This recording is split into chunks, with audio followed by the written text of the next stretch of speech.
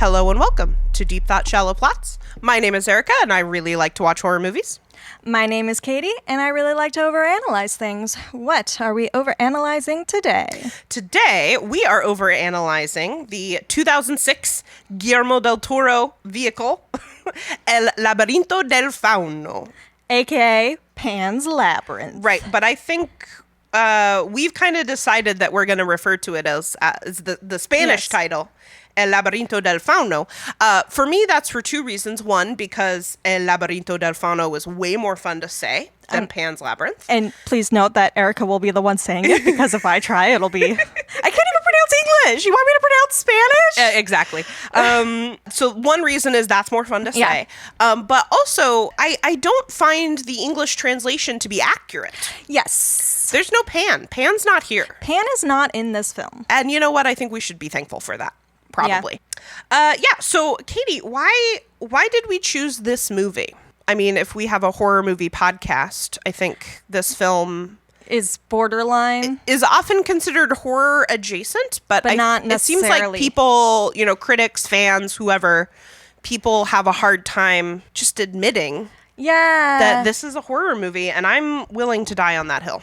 That it is a horror movie? That this is a horror film. Yes. I mean, I feel like there are very few things in films that have scared me more than the Pale Man the first time I watched there this. It is, yeah. Like, I feel like that whole sequence is just straight up horror. Yeah, and it's interesting because it's like, how many horror elements and horror scenes can we have in a movie before we just call a spade a spade? Right. Yes, to me, this is 1,000% a horror film. I mean, I almost feel like there would still be an argument to make for it being a horror film even without the fantastical elements, just because of Captain Vidal is such a horror villain, especially near the end with like... Oh, yeah, he's brutal. Yeah. And, sadistic. Yes, he does. Captain Vidal definitely has, like, some psycho killer vibes. Yeah. For sure, yeah. No, to me, this is totally a horror movie because horror as a genre plays on either individual or, like, societal and cultural anxieties or fears, which this film is doing. Especially for me, living in the year 2024 as it currently is, I'm not scared of giant monsters or zombies or really even ghosts. Maybe mostly because I understand that those aren't really very realistic in the world that I live in. But you know what is realistic? Having my civil rights stripped away. And having, like, every aspect of my life at the whim of a fascist government. I can't think of anything more horrifying than that. But also another aspect of what makes this definitely falls in a horror genre for me is the Alice in Wonderland illusions. And I know that we're going to talk more about it. We can talk about them now. Yeah. Because to me, and I've felt this way for a very long time, Alice in Wonderland has been a story that has always given me the creeps. Has always made me feel unsettled. I do wonder if part of the reason why it's hard to sort of see this as horror is also because of those sort of Alice in Wonderland films where it's like our main character is this young girl. Yeah. And she's going into this fantasy world. It seems almost like a kid's movie. Right. And I did see some people talking about how they actually only brought their kids to it. And, like, the kids freaked out. Yeah. Yeah, because it'd be scary to watch. But, like, you could say that about kids watching Alice in Wonderland. A lot of kids got freaked out by Alice in Wonderland. It's true. But it does have a certain, like, veneer of childhood to it that I think makes it hard to, like, classify it as a... horror film. Or it's scary for kids. Yeah. So, but it's not actually scary. Yeah. It's like, but no, actually, creepy. they use that sort of veneer of fairy tale and allegory to talk about real, quote unquote, adult fears like the fascism and such. Right. And, we'll be talking about fairy tales later. And, like, early fairy tales, if you read some of, like, the Grimm fairy tales, they're scary. And they're brutal. And they don't end well. Yeah. Like, a happy ending is kind of a newer idea. Because Alice in Wonderland has always kind of creeped me out because the idea of Wonderland always seemed so, like a safe place on the surface. But then, like, just the minute you scratch that surface, like, it's filled with, like, creatures that at best do not care about you and what happens to you. I'm thinking about the caterpillar, right? The opium smoking caterpillar. It's just like, who are you? Like, yeah. okay, girl, whatever. Yeah. So good fucking luck. Filled with with creatures and, you know, And entities like whatever that either the Cheshire Cat's deal is. holy shit, yeah, who either do not care about what happens to you or are like actively trying to cause you harm, like the Queen of Hearts. Yeah. And whatever like the fuck the Cheshire Cat is up to. Looking for any excuse to get Alice in trouble. Yeah. So what else about Alice in Wonderland? Yeah, since we've I'm wondering if I can do kind of like a little synopsis of the movie. Please. While also talking about how it's kind of an Alice in Wonderland tale. I would love that. Right? Because it is a story about a young girl who even at one point is dressed in the classic Alice in Wonderland outfit, except in green. It's green and not blue. Yeah, because Ophelia only wears green. I love that. Because she is of the nature, I guess. She's nature. Except for when she's natural. At the very end. She wears red when she's in the underground. So she is, she's very Alice in Wonderland. She has a ton of books and is always asking questions. She's very precocious, which is giving Alice. And it's all about her escape to a magical world where there are like talking animals and shit, you know? Right. Except for we see a lot more of the real world in this version because while she is doing her little fantastical tasks, also meanwhile, we're dealing with her new stepfather who is the captain of... Okay, so we don't know anything about the military, and let's stop pretending like we do. He's the captain of the army guys in the fascism. Of a company. Yeah. Let's say a company that is stationed kind of in a foresty area of northern Spain. It's borderline cabin in the woods. Just gonna say. Borderline cabin in the woods, yeah. Especially since there's one part where Ophelia's mom is talking about like it's harder to sleep at night. It's so different than the city, which is like always a line in a cabin in the woods movie when there's it's quieter, or also there's other kinds of noises that you're not used to. Yeah, the creaking of the house. Yeah. So we're dealing with him doing his fascism thing and trying to take care of the rebels who are holed up in the mountain. Yeah. And those two worlds kind of interact and combine in different ways and cause different problems. And just like in Alice in Wonderland. Just like in Alice in Wonderland, because Alice in Wonderland, we kind of forget this now, but at the time it was written, was full of satire about like actual events and people of the time period. Oh, I didn't actually know that. Yeah. A lot of those things are references that sound completely wild and crazy now, but like if you have the context. Who's Tweedledee and Tweedledum? I don't fucking know. Okay. I don't know any of the context. I don't know, yeah. But I just know that there is context. And I know that Lewis Carroll. Yeah. Weirdo. Yeah. Yeah. But there are tons of little small Alice in Wonderland details too. Like the first time we see the captain, he's like looking at his watch and talking about how they're late. Yes, 15 minutes late. Yeah. Yes. And then later Ophelia is also late to a dinner party. You know, she so there's a lot of like late. Yeah. She chases instead of a white rabbit, she chases like a little bug that turns into a fairy. Yes. Down this kind of spiraling staircase that goes into a hole in ground, which is giving. Oh yeah. You know, rabbit hole. Yeah. And I don't know, just the look of the little medicine bottle. We have a lot of little medicine bottles that are given to like her mom who's sick with her childbirth. And the fact that Captain Vidal in the mill in the barn is like holding literally every resource, including medicine. Yeah. Mm-hmm. But also just sort of the look of them looks very similar to what you would see in Alice in Wonderland with the little drink me vial. Yeah, yes, it's the little drink me vials. And then like we said, her little fancy party dress is literally Alice. And then the other little illusion I got was she makes that little door. Why does she make that door so tiny? Because she's tiny. But she still has to crawl on her knees through it. But it gives Alice in Wonderland. Because Alice in, there's the scene where she opens that small door. It's a tiny door she has to go through. Yeah. So I think it's just an Alice in Wonderland reference. So there are tons of Alice in Wonderland references. There are tons of other fairy tale references. What we will talk about more. Ophelia, who's our main character in this movie, right, is dealing with. I mean, she's dealing with fae, Yeah, if something we're talking like about that. Fairy tales. Yeah, we can get into like more specific classifications of the type of whatever creatures we're dealing with, but would the creatures that Ophelia is dealing with? I mean, I would say that they definitely still kind of have like a chaotic feeling to them with like a very different understanding of like morality and ethics than humans do, which to me is also something that connects to the fae. Yeah. Which makes sense because they come from a world where there is no pain, which if you couldn't be hurt or killed, that would automatically change your understanding of morality. Fair. Because, first commandment, thou shalt not kill, like is taken off the board right away. I don't think that's the first one. Oh, okay, whichever one that is. It's up there. We're going to talk about Catholicism later. We actually Just wait. But also, like we said, there are two worlds going on at once in this movie. The other world is the actual historical, factual, like, shit going on in Spain. Yeah. And you're going to tell us about I it? cannot wait to tell you all about this. Historicona. Yeah. Okay, this movie takes place during the rule of Francisco Franco, who is somebody that I don't ever remember learning about in school.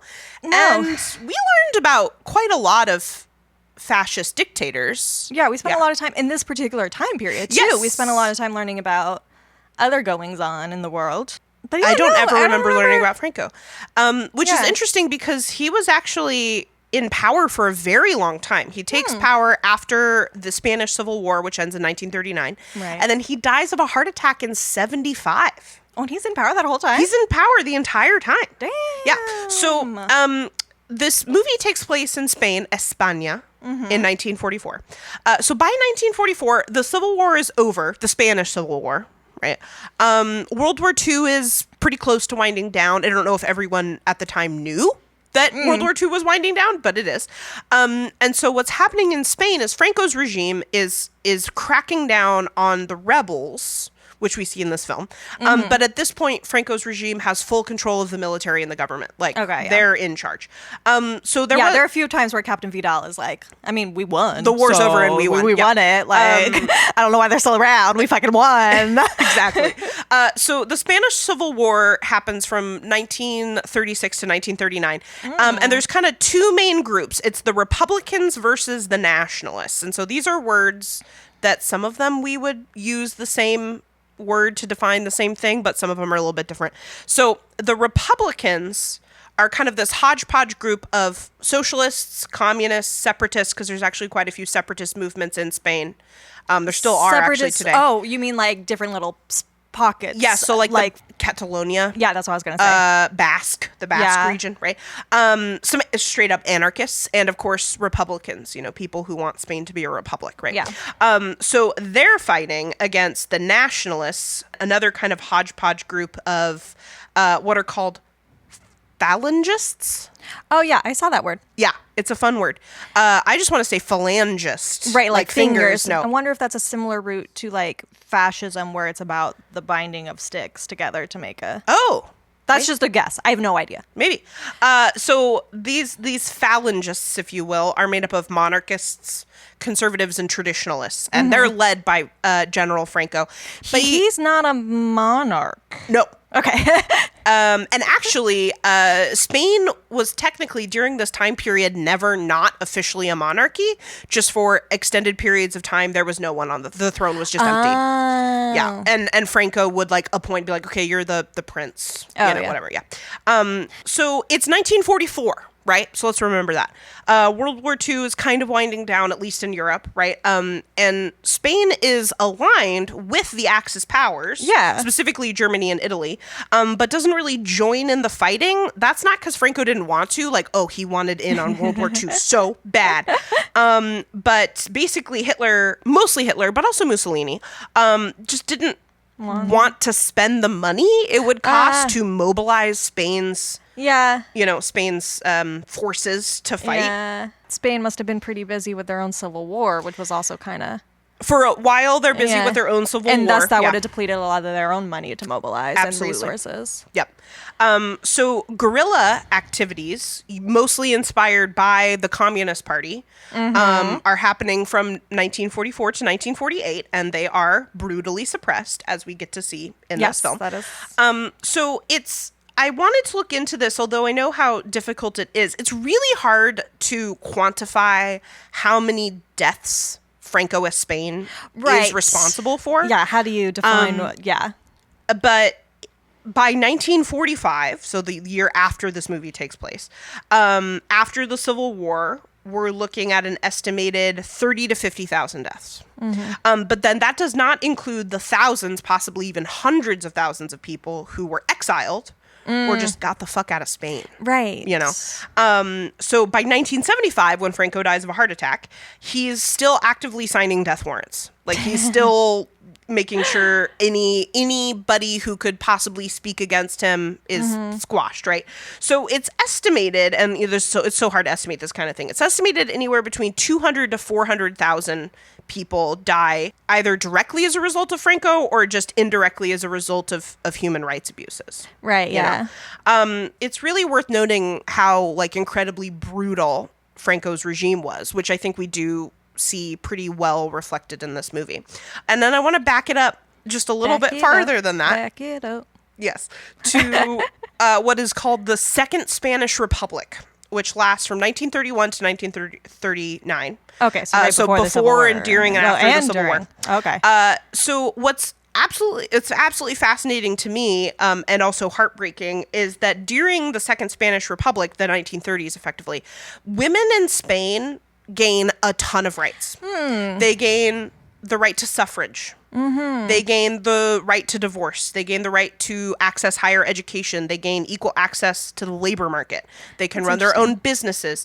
They can work for their own living. They can control their own finances, and they can access abortion.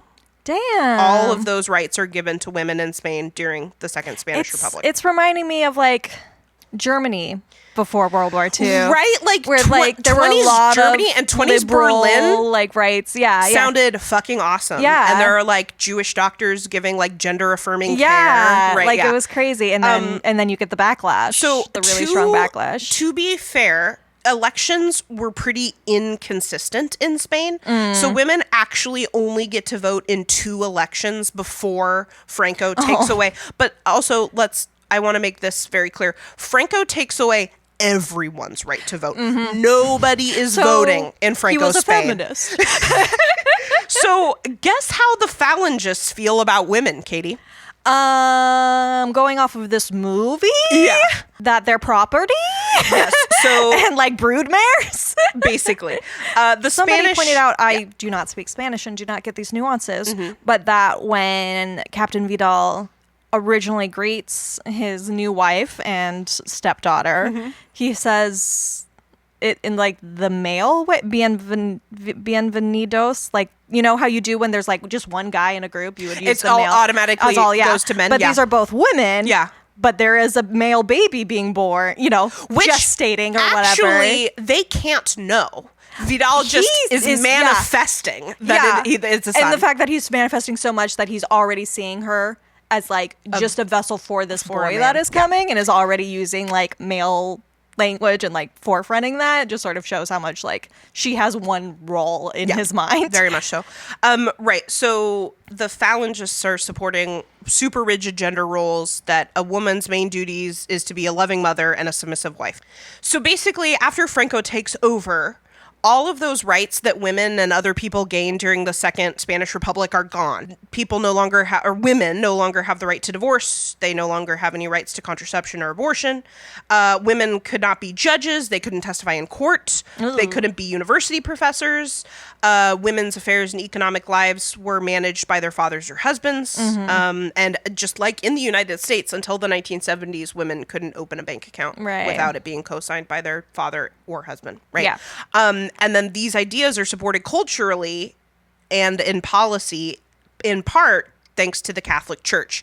Because Franco was a vehement Catholic his whole life. His dad was like kind of a dick in the military, sleeping around, not very faithful to his wife, a drunk, right? But his mom was like, again, a very strict Catholic.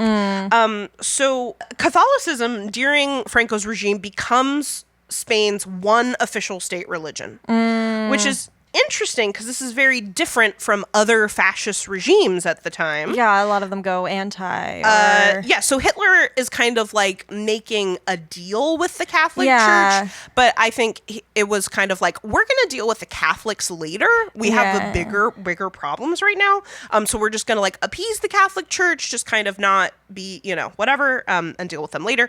Mussolini was like vehemently anti-Catholic. He was raised Catholic and like was I was thinking of that. An atheist. I was thinking of Mao. Yeah, so other, fascist regimes are kind of limiting the power of the church and basically any other kind of religion, right? Well, yeah, and any sort of mobilizing power is a threat to people who want total control, and the Catholic Church can be a mobilizing power. Exactly. So it makes sense to try to cut down on it, but it also makes sense to utilize it. I mean, we see that in current American politics. Exactly. So when they've got the villagers lined up to receive their rations, and the guy's got the bread, and he's like, "This is our daily bread that Franco has provided in Spain." So it's kind of like that interesting connection to this our daily bread, and be like, the Franco and the fascist government has provided it for you, right? Yeah, and they also are the church, your church, the church and the government are one the and same. the same. Yeah, that's interesting. I like how this film kind of lays some of the crimes of the Franco regime kind of at the feet of the church. Yeah. Because I don't know if Franco really would have been able to get away with a lot of the stuff he did without the complicity of the Catholic Church. A lot of violence, a lot of human rights violations, right?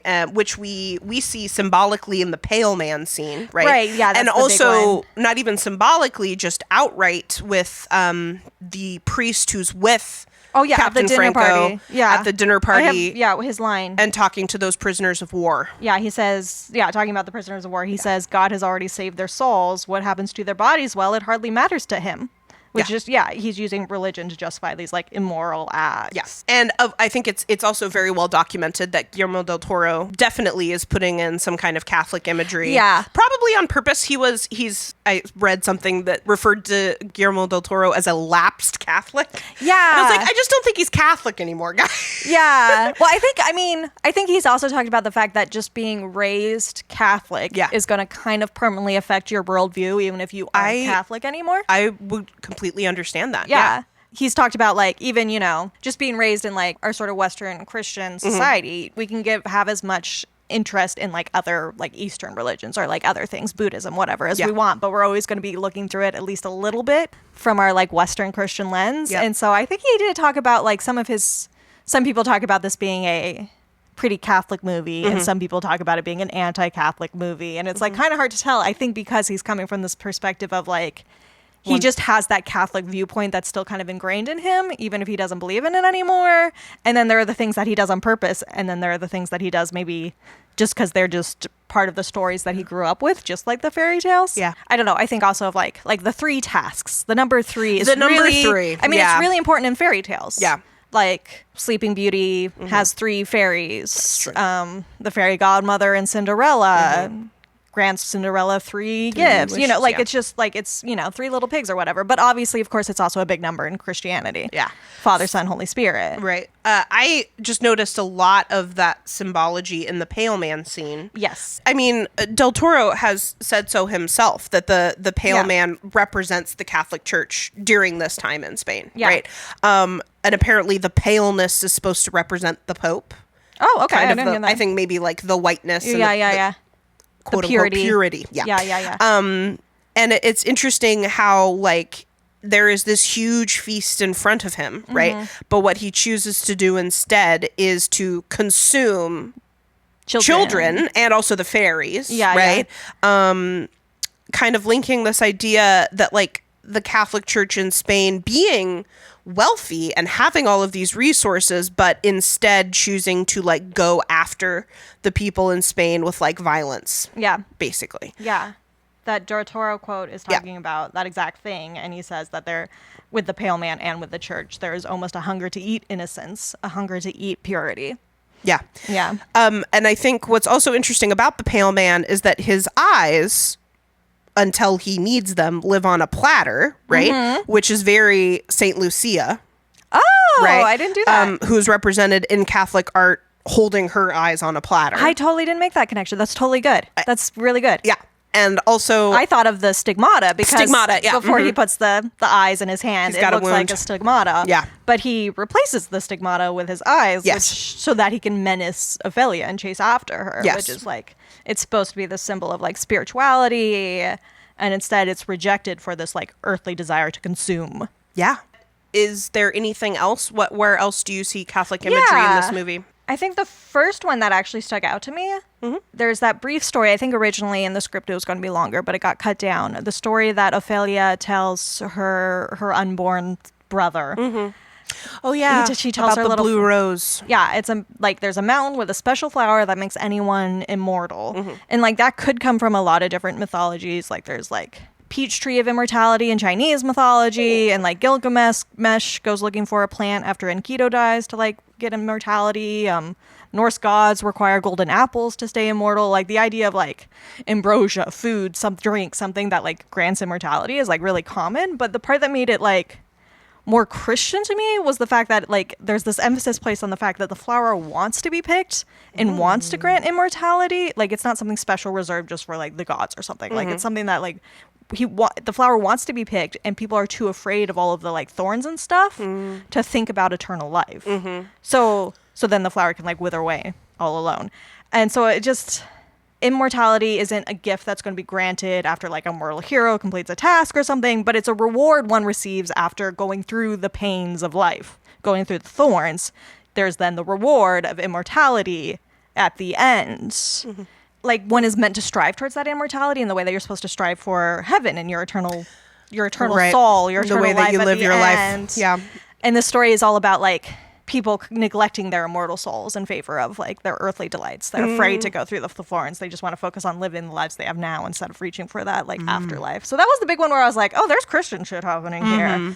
And then I think that comes up again in the ending because Ophelia does die at the end. She does die. We have a few different sort of martyr figures, actually martyrs for the rebellion who die as they're doing it, and maybe Ophelia is one. But then there's also a story of rebirth where then she lives again in the underground, which is a sort of afterlife. And it's a world without pain. It's a world where she gets to see her family again. Like, it's very heavenly. Yeah. And yeah, there's just a lot of being like, don't be so afraid of pain that you're too afraid to live. But also after you live, if you live right and you stick to your own morals, there's this reward waiting for you after where the pain will all be over. Yeah. Yeah, very Christian-y for sure. And then this is not Catholic, but I did learn a little bit about who the Pale Man has to at least in part be a little bit inspired by, which is a ghost from Japanese folklore. And we were actually talking about this off mic. Tenome. Eyes on for hands. hand, no of may I. Love it. So like hand of eyes of hand. So eyes. This has nothing to do with Catholicism, but it's that is the thing about this movie. It leaks in a lot of different mythologies and fairy tales. It has a rich, I don't know, an abundance of ideas, references and just this really rich pool. So it's a legend about a blind man who's attacked and killed by robbers. And in his anger and frustration, as he's dying in agony and rage. Ju-on, anyone? Yeah. Right? Yeah. He comes back as a ghost with a pair of eyes on the palms of his hands. And so the story is that the Tenome roams around looking for the robbers who murdered him, but he doesn't know what they look like because he couldn't see. So he just goes around and he kind of kills like whoever he can get his hands on. Hoping it's the robbers. That he is still figuratively blinded out of rage. Yeah. So it's interesting because like if you look up some representations of Tenome, it looks a heck of a lot like the Pale Man. But I don't really see that the motivation for the Tenome. I don't really see that as the motivation for the Pale Man. It's a great visual though. It's a great visual. And then what's also an interesting visual is in the Pale... What's that, a lair? What do we call it? Yeah, his feasting room. Yes. He's got this huge feast, right? And then there's also a pile of children's shoes. Yes. Which is an allusion to some of the photographs of the concentration camps in Nazi Germany, right? Yeah. So we're kind of like consuming youth and innocence, that youth and innocence are... when we have all this abundance and other things we could be doing, and like we're deciding to rule with fear, right? And like we will consume you if we have to. Yeah.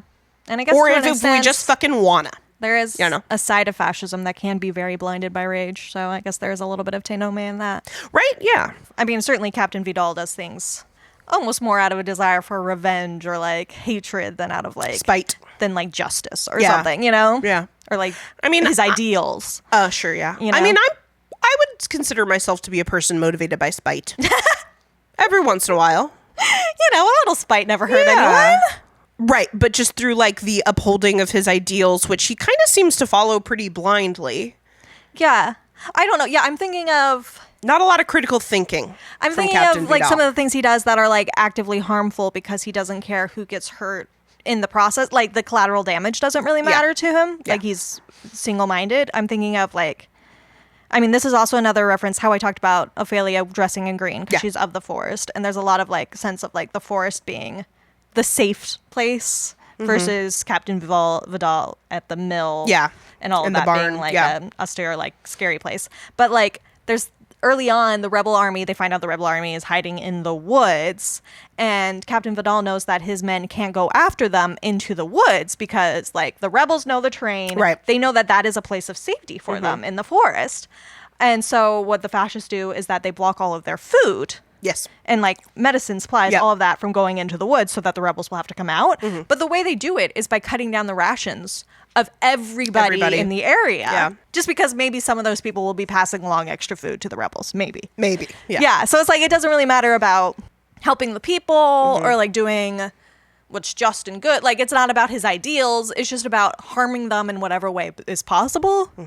Eating the children, eating the innocents, you know, to get at the rebels no matter what. And it's just, Yeah, hoarding the resources. Yeah. Right, yeah. Supposedly as like a military tactic or whatever, right? To get at the rebels, but like not really caring about who else it hurts, even though it'll hurt people who are not part of the rebellion. Right. And maybe even like some people who were not part of the rebellion, like I could kind of see, again, me being motivated by spite, be like, okay, like you're limiting my rations to food and medicine because you think I'm helping rebels. Like, well, guess what? Now I am. I'm going to go help some fucking rebels. Something that I didn't mention earlier in History Corner is that Franco's regime is also very anti-communist. Not down with communists. So basically anti-communist, pro-Catholic, and kind of this idea of a quote-unquote unified Spain, right? Which to me is just like a Spain where everybody does whatever Franco wants. Yeah. Maybe they believe it too. That's kind of neither here nor there. Just as long as they're like playing along and not messing it up for him, you know? Yeah. Not trying to rebel and not trying to spread communist ideas, right? So because that's really who we're dealing with, these rebels in the forest and the mountains are communists.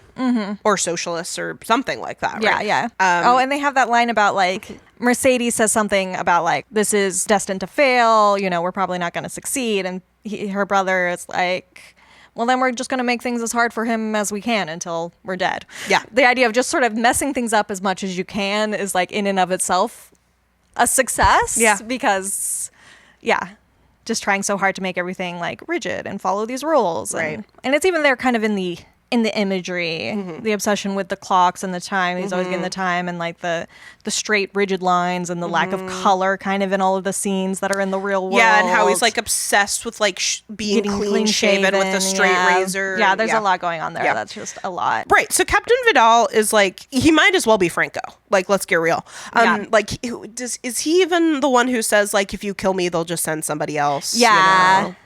But then doesn't he also say like, there is no one above me? I think at the specific mill, there's no one above him. No one above him, yeah. And I'm like, saying specifically, like, I call the shots here. Vidal, there are many people above you. You're a captain. Yeah. Even your dad was a general. Yeah, right. Oh, Vidal's got daddy issues. Vidal has got daddy issues. Let's hold on the daddy issues for a moment because, so he is sort of embodying Francoist ideals, right? Women are property. Right? Yes. He's obsessed with cleanliness, right? He's constantly shaving. He says how he wants his son to be born in a new, clean Spain. Yes. Right?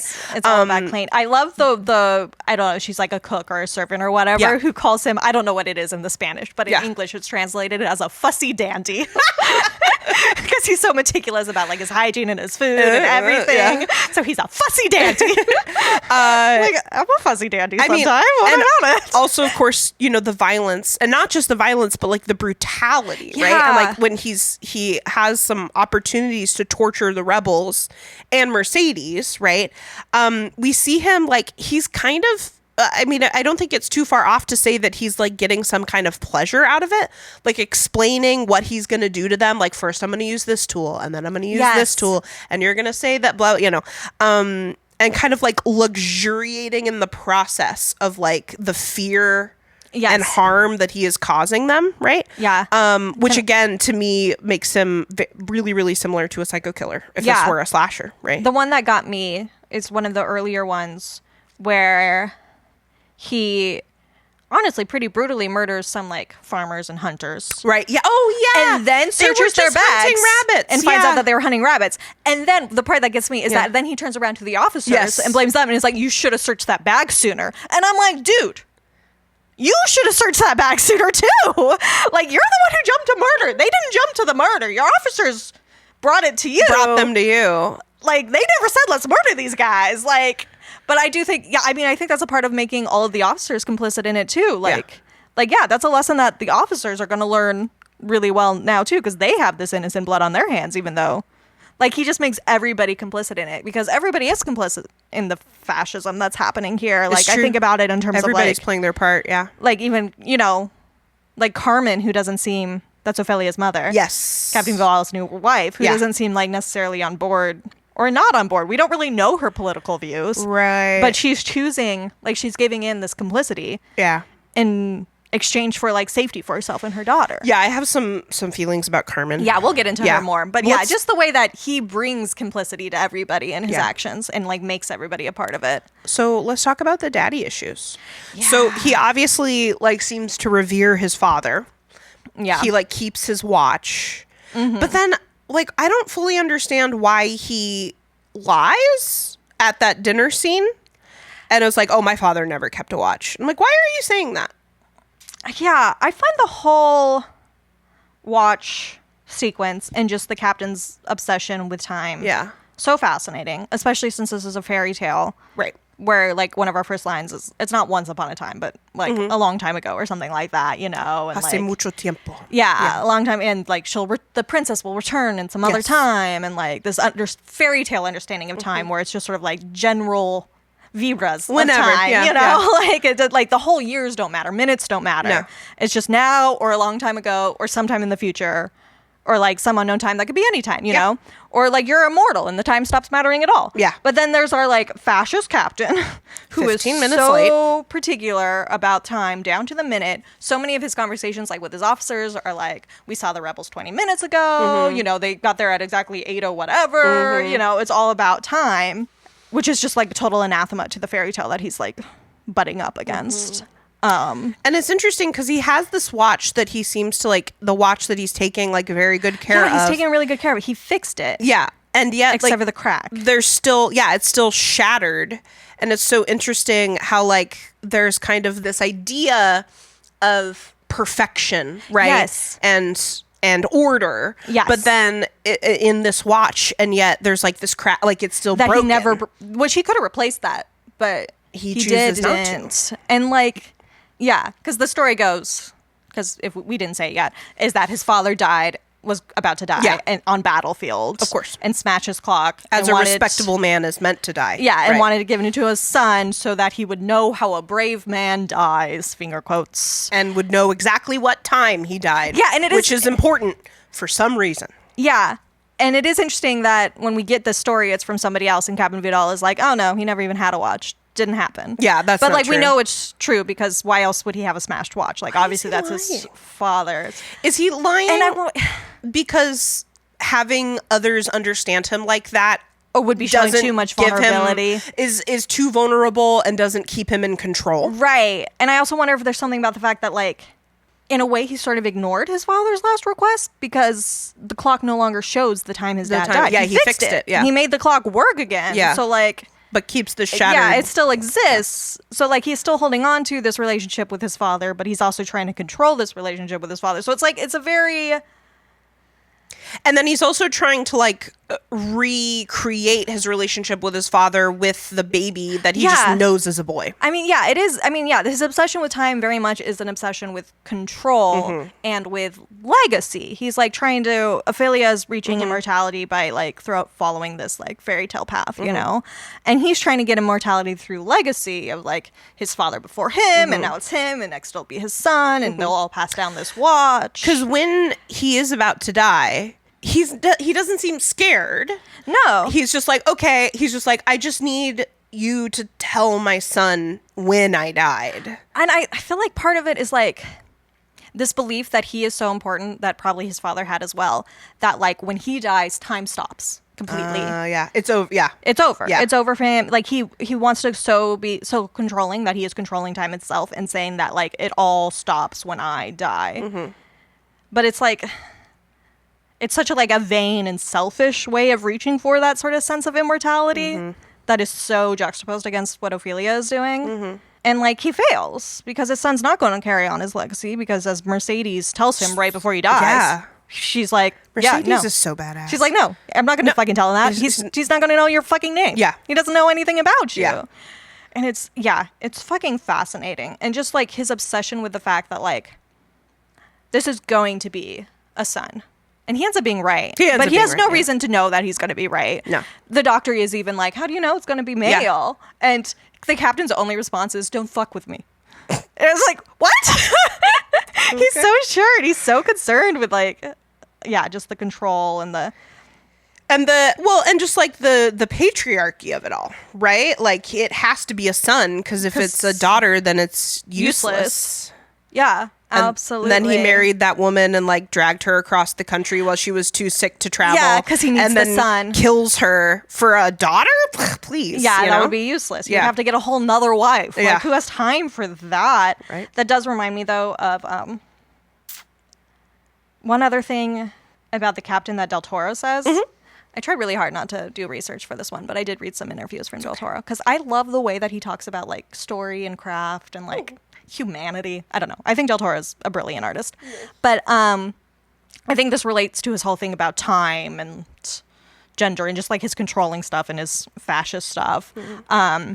Talking specifically about how all of the forest scenes are really kind of lush with colors and there's a lot of like round shapes. Mm-hmm. But then when we get to Captain Vidal's territory, his domain, it's a lot more devoid of color and it's all very straight lines. Mm-hmm. And Del Toro says the straight lines are an obsession with perfection and perfection is unattainable. Perfection is a conceit. Perfection actually lies in fully loving the defect. I think that's perfection. And so we have the captain who's trying to control, like so rigidly control his own appearance, the appearance of his environment. Right. And it's kind of coming from this place of like, he hates himself and he's uncomfortable with himself. And yeah, because he kind of his like... weird relationship with his dad where he never lived up to what his dad wanted or something. And then he does kind of like symbolically kill himself with that straight razor to the mirror. And it's right after looking at the watch from his dad. So I feel like he got a lot of like weird gender bullshit stuff from his dad that makes him feel like he can never live up and be a true brave man or something, but he's just like so uncomfortable and so he's trying so hard to get rid of all the imperfections that he could see in the world. But that's like not possible, so he's always going to fail and he's always going to be uncomfortable with himself. And he needs that sort of like, and that new clean Spain is never going to happen. What he wants is cannot ever actually happen. I think it's also interesting when Mercedes like cuts him. Is it Mercedes who cuts him with the knife and gets that's Mercedes. That's so freaking cool. I love I love the beginning of that scene. I think that's the one where he says the captain's like officer. Is officer lower than a captain? I think so. Girl, I don't know. So his officer will say, is like, are you sure you want to be alone with this rebel woman? You sure? And he's like, yeah, she's a fucking woman. She's just what a do woman. You think she's gonna fucking do? And she's a fucking badass. She has that whole thing about like, that's how you always saw me. Something about like, that's why I was able to get away with it. I was invisible to you. And then like after she says that, he then turns his back on her. Like she literally just told you what she was about to do. And that if you just paid attention to her, she'd have no power. But once again, you fucking ignore her because she's just like a servant woman. And here she comes with her fucking kitchen knife. She's gonna slash you. On the fucking cheek just there. stabs him. And then it's interesting how like he takes it into his own hands to stitch himself up. And then he like what I thought was just a really interesting visual is like he patches it up and then he takes a shot of whatever he's drinking. And then you see like the bandage and blood get like soaked in it or, like and in his pain. Oh my god, it's a really good. I know. And just his like again that control and not wanting other people to see his imperfections. Of course he's going to stitch up his own face. Like, that's who his else pride. would? Yeah, He probably wouldn't trust he also anyone already else killed the to. doctor, so That's true. He did kill the doctor, and like but even if the doctor wasn't dead, like who could he trust? yeah, This is not a society where you can like trust other people. yeah. It's interesting, the idea of like pain, because we're talking about this underworld or other world where like there is no pain, but he's like always at least inflicting pain on somebody, sometimes himself, or at least fantasizing about inflicting pain on himself, right? And he even inflicts pain in like those small, controlling, abusive asshole ways, like on his wife Carmen, where like when she first shows up and she's like, I don't need a wheelchair, I can walk, and he's like, sit in it for me, do it for me, which is just like such a. And then like his first interaction with Ophelia, with his new stepdaughter, is to like, she like puts her hand out to shake, and he like grabs it super tightly, and is like, and tells her that she did it wrong. She was supposed to use her other hand or something. Oh, that's right. She does shake with her left hand. Yeah, and I'm like, that's weird, Ophelia. Don't you think that? I wonder if she's left-handed. Maybe. And it just hasn't been beaten out of her yet. Yeah, right. Yeah. The captain will get on it, I'm sure. Right. But yeah, no, I mean, his relationship with Ophelia is so... And with Carmen, but just the way that he looks at Ophelia, where it's like he's jealous just of like her pure existence, because it implies that his wife had a life before him, and he's like so self-controlled that like he needs to make sure his wife doesn't continue to have a life without him. So he like controls everything about her. I really... just because I want to point this out because it's a recurring theme that comes up with like gender relations. Okay. As when the captain finds out that Ophelia sort of knew about Mercedes being with the rebellion. Oh, yeah. He says, how long have you known about her? How long have you been laughing at me? Oh. It's another example. Like, once again, what matters to men. Yeah. Is like, oh, these women have been laughing behind my back. Making an embarrassment and meanwhile, out of Mercedes me. and Ophelia are like, oh shit, we're going to fucking die right now. Right. And like, Ophelia does die. Yeah. I mean, and I think it doesn't Carmen dies. It doesn't necessarily have to be gendered in this case. I think it is, but it could also be that fascist thing where I think dictators often are so concerned with their reputation and like they can dish it out, but they have a really hard time taking it. So I think there's also a little bit of that. But with all of his other gender stuff, there's also like the gender aspect. But yeah. Should we talk about Ophelia? Yeah. So can I just say how much I love that Ophelia immediately knew that giant ass bug was a fairy. I know. She's just like, it's a fairy. Yeah. And I'm like, it looks like a giant bug to me. And she's like, nah, it's a fairy. I'm fucking Princess Moana. Do you think I don't know what I'm fucking talking about with these fairies? The other thing I love about the fairy is that when the bug comes back to her bedroom, Ophelia pulls out one of her books and is like, see, this fairy right here in my book. And then the bug is like, oh, that's what a fairy is? Cool. I'll just change into that shape. Oh, see, now I thought the fairy was like, you got me, gal. Oh, and was like, you're right, I'm a fairy. Oh, that could be it too. So here's my actual form. I saw it as like, Ophelia is already like taking control of the narrative in a way. Like she's changing. She's our storyteller. Like she tells the story to her brother, you know? It's true, yeah. And like the characters sort of obey her imagination. Right. Yeah, it's interesting because she seems really well versed in fairy tales, but isn't so well versed in regards to, again, the moral ambiguity of a lot of mythical creatures. But I'm not sure if children tend to be until later. Right. But she does start to catch on. She starts to question Pan quite a bit. Or El Fauno. El Fauno. Right. So I wrote down in my notes, is she brave or is she stupid? I never got this idea was stupid. Maybe she's just a kid, you know? Yeah. Because she is a child, so obviously she is representing this idea of innocence, right? And I think that her escape into this fantasy, however much control she has over it, is definitely a coping mechanism for her reality, right? Yeah. Yeah, so we've got like fantasy, innocence, and imagination are all things that are like repressed by the government in tandem with a corrupt church. You just also brought up something though, where it's like, how do we as viewers know if the underground realm is real or not, or if it's just a fantasy that she has? Right. And it's like, do we look for clues in the movies to try to find like definitive proof that it's real? Yeah. And if we don't, does that mean we're accepting that this is the tragic story of a girl who like had daydreams that were a bit of a refuge for her until she fucking died? Right. But I don't know. Do you have a thought on like if it's real or not? Because I've seen some people argue that it isn't real, that it's all just a fantasy of hers, which feels very like those edgy takes of Alice in Wonderland where it's like, oh, she's just on drugs or she's just psychotic. On an LSD trip. So to me, I don't know if it really matters because maybe just the fact is that it's real to Ophelia, and that makes it real enough. Yeah. I just feel like, I guess it matters to me that it is real, because I feel like to like reject the reality of it is to kind of like, it kind of loses the message of the movie then. Because for me, I feel like the reason why all these fantastical elements are put right next to like the realistic part, or whatever you want to call it, is to like teach us lessons about humankind and like war and like fascism, and like rather than to show us, it's not as weighty to have them put next to each other to show us that this little girl is like reinterpreting her trauma or something. Like that doesn't have as much weight on like a more humanistic scale. And also a lot of what the underground is reflecting isn't even stuff that Ophelia knows about. Like there are things that are happening at the same time that Ophelia is going through that. So like the idea that it's her trauma or whatever, that she's reinterpreting things she's seen, doesn't even make total sense, because she hasn't actually seen those things. It's things other people are facing. Yeah, she wasn't seeing the shootout between the rebels and the company. Yeah. Plus, I think not accepting her ending as being real makes it a tragedy. And I'm not sure if like this when movie... she just dies and then she's I'm not just sure dead. that I believe that this movie is a tragedy, or that Del Toro was trying to write a tragedy.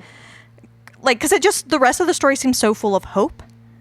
Yeah. Like, even in how the characters who do die, they sort of die in a way that they choose, dying for, like how you choose to die matters in this movie. Right. And it's not really about, like, the senseless violence of fascism leading to people's death. It's about, like, how people's choices matter, and people's lives matter, and people's deaths matter.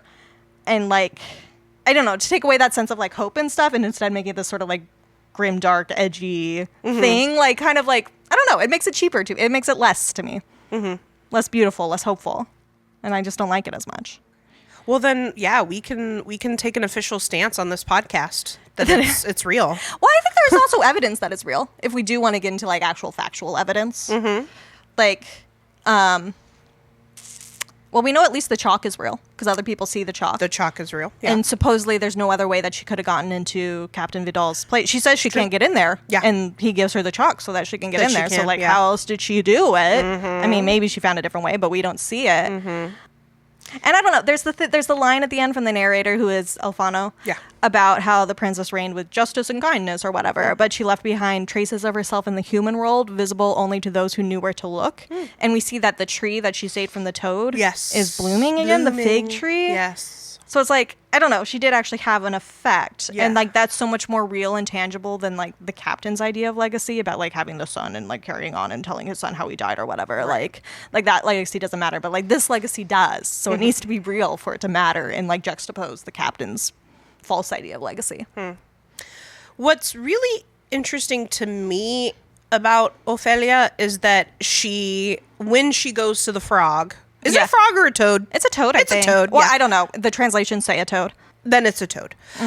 So it's interesting because she introduces herself to the toad as Princess Moana. Yes. When she was literally just told that that's who she is by El Fauno, like a couple hours before. I don't even remember him saying the name, but he must have. I think he does, yeah. Okay, because I was like, well, where did she even come up with that name? So it's interesting how she, like, is so quick to assume this identity that she didn't even know was part of her until hours before, right?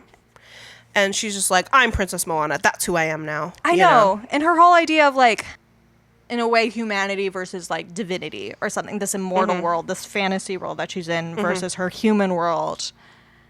In a way, she has to choose one or the other, and it seems like she's really ready to choose the fantasy world over her real world, even if that means leaving behind her mother. Yeah. I don't know, like, she chooses to get all muddy and ruin her dress for the sake of the quest. Yeah. Right before the captain's big dinner that her mom really cares about. Yeah. Like, and her mom got that dress made for her. Yeah. You know, and so it's like she can't be of the fantasy world without risking her acceptance into the other world, you know, the real world. Yeah. And it's interesting because, like, I kind of notice over the course of the film how, like, Ophelia just becomes more and more rebellious. You know? I mean, she's kind of always rebellious, but she just kind of gets more and more rebellious and just a little more like, fuck you, El Capitan, you know? You're not my real dad. Yeah. Though you're right. Even from the beginning, she's like, he's not my dad. Yeah. And that's kind of another thing to me that's like, is she brave or is she stupid, right? Because I don't think she seems to, maybe because she's a child, right, and she has that kind of like childish innocence, she doesn't really seem to fully understand the kind of danger that she is in the quote-unquote real world with the general and the rebels. Or, I'm sorry, the captain. Excuse me. I said the general. I meant the captain. Yeah. Well, do not give him a rank he does not deserve. Yes, seriously. I wonder if part of that is because she is like so comfortable with herself and knows herself so well, kind of, and has already sort of accepted that she is a part of this other realm where she belongs more and that she is immortal there. What does she have to fear? Right.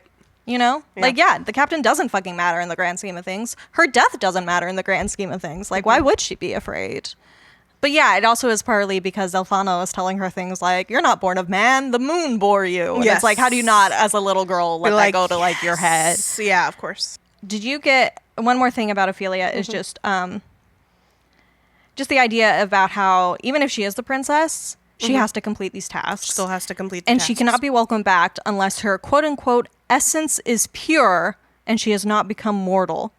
And I just thought that was, I mean, first it made me think of like female virginity and like purity culture and stuff, you know? Just, like, has she started menstruating? What are you talking about? Exactly. Yeah. I was like, I don't know. I mean, I think it's more of the idea of like demigods are often in this place of having to choose between their humanity and their divinity. Right. Like they can't be of both worlds. Yeah. And so like, it's setting her up to know that she is going to have to choose. Like, she has to die in the real world and leave Mercedes grieving for her if she wants to be a part of the underground. Mm-hmm.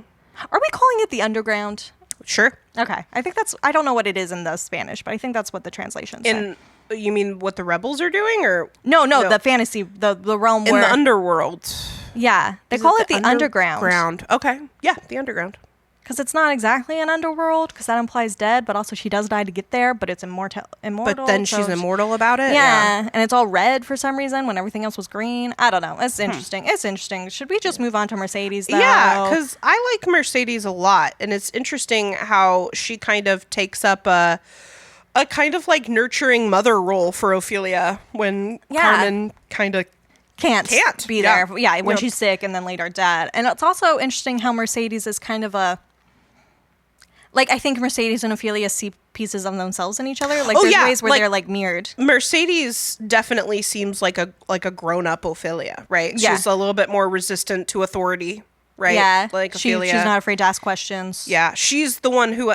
Mercedes is the one who ends up being, like, successful in her own resistance. Yeah. She's the one who gets to kill Captain Vidal. Yeah. That's pretty exciting. Technically, her brother did the final shot, which I don't love. It's it's interesting that Mercedes, like Ophelia, she's like really motivated by her love for her brother. I know. I thought about that one too. Like just sort of showing that like, oh, Ophelia's brother is going to be important. Yeah. Because like, I don't know. There were definitely times with Fauno where I was like, why are all these signs pointing to her brother? Do you even care about Ophelia? There's lots of signs pointing to her brother. Yeah. And one of those things that made me feel a little uneasy was the fact that I knew Mercedes was kind of like a parallel to Ophelia and that her brother was important. So I was like, oh, Ophelia's brother's going to end up being pretty fucking important. But I also appreciate kind of one of Mercedes and Ophelia's first interactions where Mercedes is kind of looking out for Ophelia, you know, to be just like, hey, you should just be careful with fauns. I love that. Yeah, my mother warned me to be wary of fauns. I love that it was her mother that warned her too, because the idea of motherhood and stuff and passing down advice.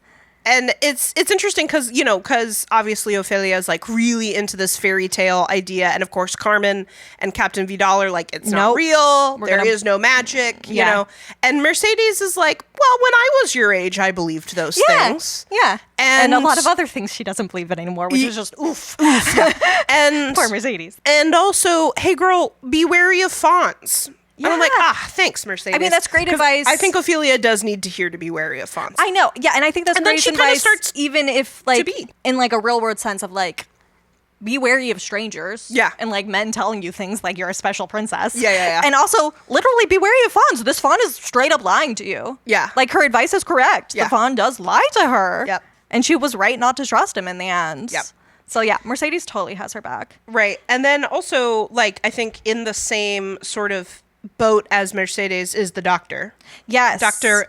Ferriero. Oh, I did not get the doctor's name. Yeah, Ferriero. Is he giving Carmen laudanum? What is he giving her? Oh, is he? I don't know. I'm just wondering. Oh, he's trying to give her whatever kind of stuff. Yeah, but the stuff to help her sleep. To sleep. Yeah, probably. Yeah. Okay. Probably something good. Yeah. And then... But it just, of course, is turning her into a sleeping beauty. Well, I was just like, oh, fairy tale. Oh, yeah, because she just kind of ends up sleeping. Yeah. Right? I do really like the Doctor. And it's interesting that he, like, ends up breaking his Hippocratic oath. Yeah. Because he kills that rebel, who I was under the impression was Mercedes' brother, but apparently it wasn't. And I was like, oh, well, thank God. It's the guy who stutters. That's literally, I don't know if he had a name, but he's the guy who stutters. Certainly he has a name, yeah. Yeah, but we see him in an earlier scene with the rebels. Right. Reading a news bulletin about, I think about kind of like... D-Day. Yeah, D-Day. Yes. That's what it was. Yep. Yeah. And he's stuttering over it. So Yep. we know that he is like... Involved. Yeah. But he is not Mercedes' brother. Because Mercedes' Pedro. brother lives till the end. Good for him. Yay, love it. Yeah, so it's interesting that he kind of, does that because, like, he knows he's not supposed to, that it's, I guess would be morally or ethically ambiguous. It is taking a life, but it's taking a life that wants to be taken. Right, and he kind of knows that if he does not do this, then more people will be hurt. Yeah. Which is worse. And that this guy will continue to be tortured. Yeah. And is probably going to die in the end anyway. He's going to die anyway. So might as well give him a bunch of laudanum or something and just let him go. Yeah. And it is interesting that it's all about, like, I think that a large part of this movie is like choices, and that like your choices matter, even if your choice is just in how you die, that can still matter. And like just the way that all these people's different choices lead to, like the captain killing the doctor right when his wife goes into labor, and therefore there's nobody to like be there for his wife. Right. I mean, his son lives, so he probably doesn't give a fuck. Like, yeah. But like it's what happens when we like make choices that are maybe mistakes or maybe morally ambiguous, that like they'll have their consequences no matter what. So there isn't really room for mistakes in like a fascist dictatorship versus in the fantasy world where Ophelia makes that mistake, but then she ends up getting another chance to make things right. Right. But does she get that extra chance because the faun is like, well, I still really want to kill your baby brother? I don't know. Well, then in the end, the faun's like, you made the right choice not killing your baby brother. Good job. And I'm like, okay, Alfano. But I do think the idea of choice is interesting. I think it goes back to the dinner party. Yeah. Where the captain says, like, somebody is like, oh, well, none of us are here in this little mill town by choice. And the captain's like, oh, no. Oh, we have choice. Yeah, this is the part where he's like, yeah, I want my son born in the new clean Spain. Yeah. Oh, it's also the part where he says that he's talking about the rebels, and he says that they're of the mistaken belief that we are all equal. Yes. But here's the difference. The war is over and we won. And then he calls them vermin. Oh, yeah. Oof. And it says, that he's here by choice because he wants to kill all the quote-unquote vermin. Yeah. And it's such a contrast to the doctor who's, like, talking about how, like, this is all a lost cause. This is not going to end well. And then, like, in the end, he decides, this is a lost cause and it's not going to end well, but I'm going to make the choice to do whatever I can in this moment. Yeah. And Pedro, the brother, specifically says, like, this isn't going to end well, but there's no choice. We have no other choice but to keep fighting and to keep doing whatever we can to fuck him up. Because that's all there is. Right, because we already lost the Civil War. Yeah, we're going to make things harder for that bastard, if nothing else, is what Pedro's talking about. Yeah. And it's just, this idea of, like, having a choice, lack of choice, consequences of choice, that's just really embedded in this story. Yeah, and it goes into, I think, the very last line the doctor gets before he gets shot in the back. Oh, yeah. He says, to obey for the sake of obeying without questioning, that is something only people like you can do. Yeah. He's talking to the captain. Yes, that's such a good line. That's interesting because it's like, what do you mean only people like you? Like, does he mean fascists? Like, I mean, what I does think he that mean? is part of it. Yeah. I think it's... well, it makes me actually think of this Guillermo del Toro quote because, like I said, I love reading his interviews. He's talking specifically actually about the Pale Man scene and like why Ophelia decides to eat some of that food when she was specifically 2 grapes or something. Yeah. And did you notice they're right there next to a pomegranate, giving Hades and Persephone getting stuck in the underworld? Don't eat the food or you'll be trapped. Yeah. But anyway, Del Toro says, now because she's hungry, she will disobey like a 10-year-old would and eats 1 single measly grape, 2 single measly grapes on a huge banquet table. She thinks it's not important. She learns a lesson there, but she learns to trust herself. At the end of the movie, the important thing is that no matter what danger she went through, she still does not distrust her nature. She does not distrust her instinct. I think it's really important that she chooses for herself, regardless of danger, regardless of influence, she remains true to herself. And I think that's kind of what the Doctor is getting at too, when it's like only you people could follow her. Just like, we know the Captain is somebody who's not true to himself and doesn't like himself and is like so afraid of imperfections and stuff that he can't actually be himself and trust his own instincts. And like, and also going back to the priest at the table who's like sort of using religion to justify really immoral acts because he's not trusting his own instincts. Like, none of these people are trusting their own instincts. They're just sort of doing what they're told to do because they're told that's the right thing to do. Yeah. And like, people who can be true to themselves and stick to their own instincts and their own morals are the ones who can actually make the right choices, even if those choices mean disobeying what they're told to do. Yeah, because that is what Ophelia does. A lot. Yeah, she's all about it. She's disobeying everyone. She's disobeying her mom. She's disobeying the captain. She's disobeying El Fauno. She disobeys the fairies when they're like, use your key on this little spot. And she's like, no, that's the wrong one. Why does she know that's the wrong one and the knife's in the other one? I don't know. She just does. Yeah. And then right after that is when she eats those grapes. And it's like, why does she do that? She just does. She just does. And like, she is kind of right, because in the end, her disobedience is what saves her. That's true. Like, the fawn is so clear about like, yeah, we're giving you one more chance, but you got to do everything I fucking say. And she's like, without question. And she's like, no, I'm going to fucking question you every chance I get. Yeah. I'm going to not let my brother die just because you tell me he needs to die. Oh, excuse me. One little pinprick, just a little bit of blood. Like, no. But it's like, yeah, it's because her disobedience is her conscience. It's like her morals talking. But it's interesting because her disobedience does get those poor fairies killed. Yeah. But we don't know what those fairies are up to. Again, morally ambiguous. Who knows what those fairies are about? I have thoughts on those fairies that we can get to when we talk about Alfano. I love that. But just one more note on Del Toro's thoughts on like obedience and disobedience.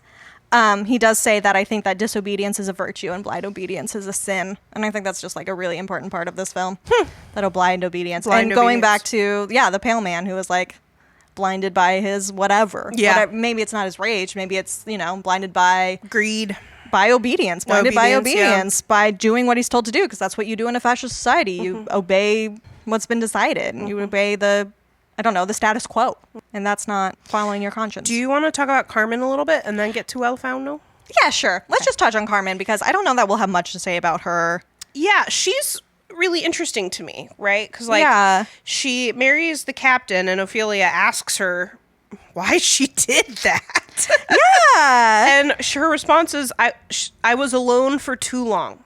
Yeah. And I'm like, what does that mean? I was thinking about that specifically when you were giving us our little history corner. Yes. About like, what were the rights of a widow? In some societies, widows actually ended up with more rights. It was actually a good position to be in, but I wonder if it actually kind of fucked her over. Yes. And she was in a position of having no money, no safety, no way to take care of her daughter, no home. This is basically what That's think, my thought. And so like she was kind of in a... I also was very confused by that part where one of Carmen's longest speaking parts is where she tells the story of how her and the captain met. And for some reason, the captain gets like really upset about it. Do you remember that part? Oh, yeah. He's like, no one wants to hear this stupid story. Yeah, he's like so mad about it. Like, I'm actually pretty sure that one of those ladies directly asked how you met. So I was like, why are you mad about this? And I'm like, is there something in the story itself? Like, is there some sort of lie in the story? Because her husband was a tailor who like... He died. Helped made the captain's uniforms or something. So like they kind of knew each other. Yeah. And then she went to work in a shop. So I was like, is the thing that she's revealing that A, she had a previous husband, B, she was a working girl for a while, so she's like low class, or just that she had a life before him. Yeah. Does her background embarrass him? Yeah. Like, does he just have this innate desire to put her down every chance he can get? Yeah. Like, I just don't understand why his pride was undermined by that, but damn, it was. It was.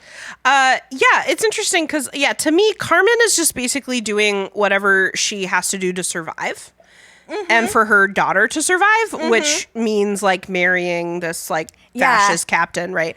Who doesn't even regard her as a human being, right? So even though literally, like talking those things we just talked about, like the rights of women in the Second Spanish Republic versus Franco's regime, like she's just doing whatever she can to ensure that she will survive, but also everything else is happening to work against her survival. Yeah. Right? So like And also, she's prioritizing her survival over other people's survival. Right. So maybe that's why everything is working against it, because it wasn't the right choice in a way. It was choosing... Yeah, so like... sort of selfish. I mean, it was to protect her daughter, but... Right. Like, so she doesn't survive, right? She does die in childbirth, kind of as a result of her own actions, yes, but also a result of the captain's actions. Yeah, he says pretty fucking early on to the doctor, like, hey... If it's looking scary in there, save the boy. Save the kid. And he says he will bear my name and my father's name, because that's all he cares about, his fucking legacy, his fucking daddy issues, you know. And it's interesting that, like, Carmen, you know, being pregnant for most of the time is like, well, Carmen, we know that you were pregnant at least one other time because you had Ophelia. Like, I wonder if her pregnancy with Ophelia was that tough too. Oh, I don't know. Or like the tough pregnancy is like, you know, symbolic of just the shit she's in. Yeah. You know? Or if it really is just a direct result of her being made to travel at a time when she shouldn't have, like traveling in that. Right. Carriage, yeah. What the captain makes her do. Yeah. And then it's also interesting the way that, she's like, her and the captain are pretty consistently putting down Ophelia as like, fairy tales aren't real. None of this is magic isn't real, right? But Ophelia loves her mother so much. She does love her mother. And they seem to have a really close relationship. And she uses magic to make her mother better. Yeah, and her mother is getting better. Her. Yeah, the magic was working. And then is it the captain? She throws it in the fire. Is it Carmen who throws it in the fire? I think so. Yeah, well, because the captain comes in and is going to start fucking beating Ophelia. It seems like he's getting violent. Okay, I'll just get rid He's of like, it. I got this handled. Yeah. Ophelia talks about how, like, she's talking to her brother about her mom and is like, something about how, like, she's beautiful when she smiles, but she's sad a lot of the time, which is just like, ooh, tells you a lot. Yeah. And just, like, this weird relationship that this puts her in with her brother, where she has to be, like, she tells her brother that, like, when he's born, if he doesn't hurt her mother, then she'll take him to her kingdom and make him a prince, you know, which doesn't end up happening. She doesn't take him to her kingdom and make him a prince because her mom died.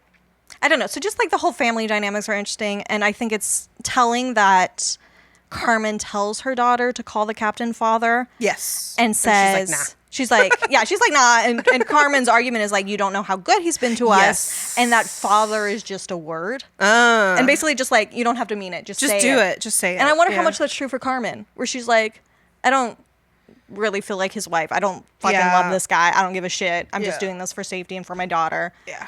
The word doesn't really matter. Wife doesn't really matter, you know? Yeah. But like this ends up being the end of her life. So it does fucking matter. It's not just words. And Ophelia knows that. That's why she won't call him father. Yeah. It's not her dad. Not my fucking dad. Yeah, to me, Carmen is very interesting. I kind of think that she's, sort of like this embodiment of stripping away of rights for women in this period. And she's like, well, I got to marry somebody. Yeah. And like, why not marry somebody high up in this who can new government? Take care of my daughter, who can, ensure that our needs are met. Because, again, like the whole village's rations are in the barn that her husband has a key to. Yeah. You know? Although, but again, like, her husband just doesn't really show any regard for her. No. Maybe she's just like, well, I don't really have much regard for him either. Yeah, I think she's just like, we're in this arrangement. I'm giving him a son. He's giving me protection. Yeah. There it is. And then husband and wife, like, ha ha ha. They're just words. Yeah. Yeah. But then Vidal is like, no. He wins in the end. Yeah. Yes. But he gets his. I know. That is so satisfying. It is really satisfying. I satisfying. Really appreciate that, yeah. I'm satisfied by the fact that he gets killed by like a combination of Mercedes stabbing him, Ophelia poisoning him so he's weak and taking him into the labyrinth, and then in the end the rebels coming in and like one of them shooting him. I love that it's like a joint effort because communism. Yes. Take that, you fascists. It took a collective to take you down, and we're good with that. We like that. Yes, we're fine with it. We don't care about like one great man who's going to change the world. Yeah. We're going to do this together. The ladies and the children and the guys. Tell me about El Fauno. Yeah, I mean, I guess sort of talking about whether or not words have meaning. Right. Should we start by talking about why we're calling him El Fauno and not Pan? Sure, yeah. He introduces himself. As the faun. Yeah, he's not even the faun. Yes. A faun. A faun. Your most humble servant. Yeah. I am. Well, he also says that he used to have names that only the wind and the trees can pronounce. I am the mountain, the woods, and the earth. I am a faun. Yes. Fauno. Well, first of all, I just like to say El Fauno. El Fauno. Well, you say it beautifully, Thank too. you. Versus Pan. Yeah. But also, it's worth noting, I don't fully understand how the title was translated to Pan's Labyrinth in English, because it's my understanding that Guillermo del Toro did all of the translation. And he has specifically said that the faun in the film is not Pan. Capital N-O-T, not Pan. Because if it were Pan, this would be a completely different story. Because then he would be the god of the wilderness, and that's just a different thing. Is Pan a faun? Okay, see, fauno? This is where it gets a little complicated because, so Del Toro says that this character, El Fauno, is influenced by the fauns of Roman mythology. Okay. Fauns are spirits of like untamed wilderness, right? And they follow the Roman god Faunus, who, this is where it comes in, often is conflated with the Greek god Pan and his satyr followers. Ah, yes. You see the difference there. Yes. And the original Roman god Faunus was probably, I mean, he was sort of like, just, a sort of a less organized religion, just sort of like that, like, local lower class farmers and, like, hunters and stuff were following. And he actually didn't take on more, like, what we would consider, like, satyr, goat-like characteristics until that conflation with Pan started happening when the Romans were starting to take all of the Greek mythology and be like, this is actually ours. We're going to change some names, but it'll be fine. And like, just so that way you can just follow our religion now. It'll be like basically the same thing. Don't even worry about it.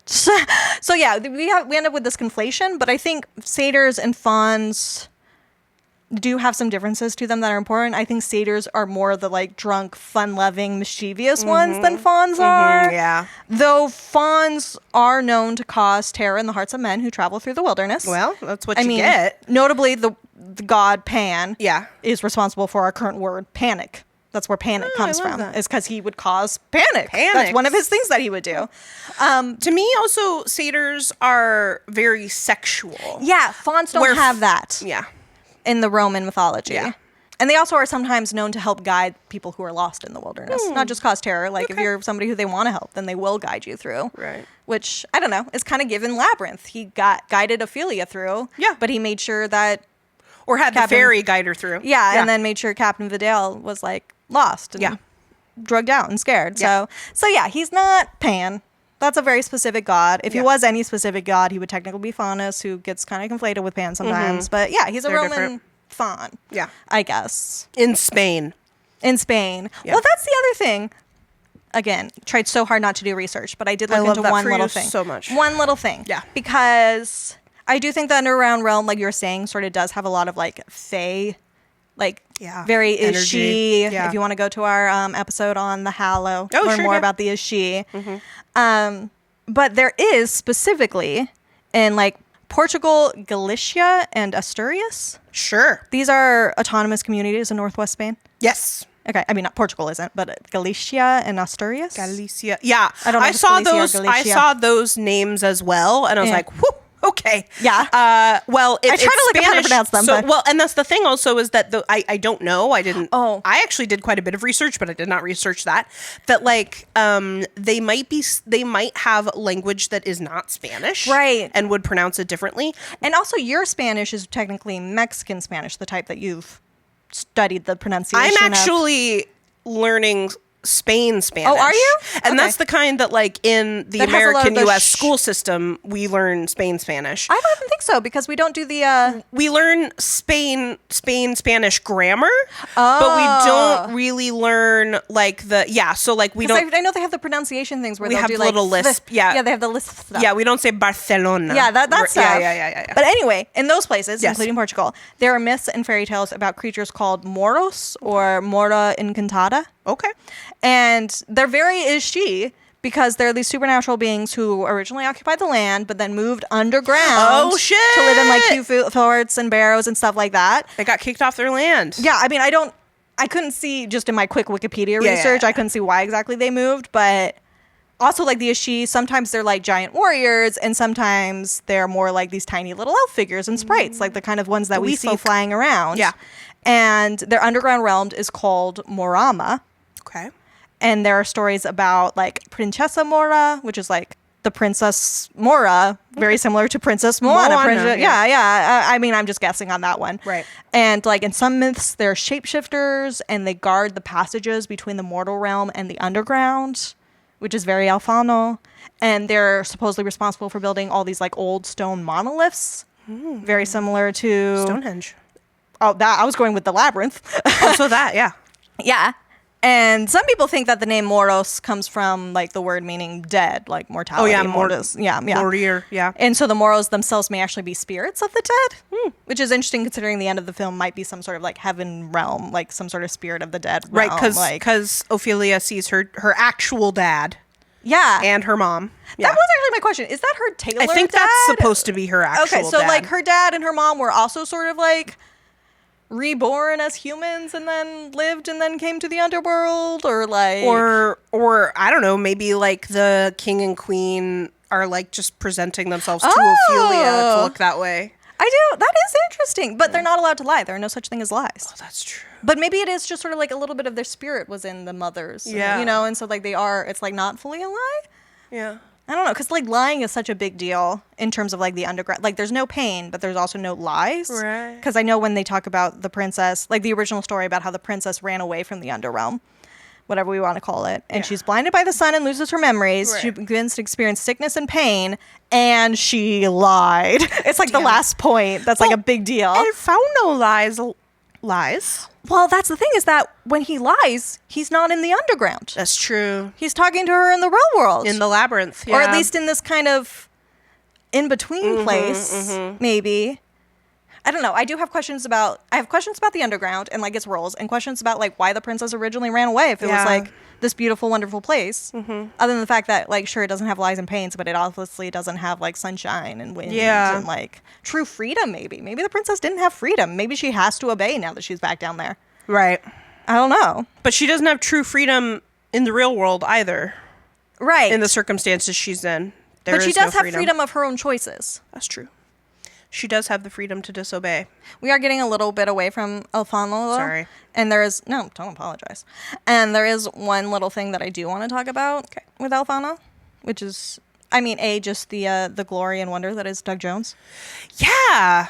Normally we talk a little bit about actors, and we haven't, probly because we don't know any of them. I actually do recognize the actress that plays a Mercedes, because she is in the Netflix series Elite. Oh, I haven't seen that. Okay. But other than that, the only other person I know in this is Doug Jones. Yeah. I heard that Doug Jones, so he doesn't know Spanish. He does not. He was like the only non-Spanish speaker. And like what I heard was Del Toro was like the only bilingual one, really. Like nobody else really could like translate for him super well. Which honestly sounds unlikely to me, but whatever.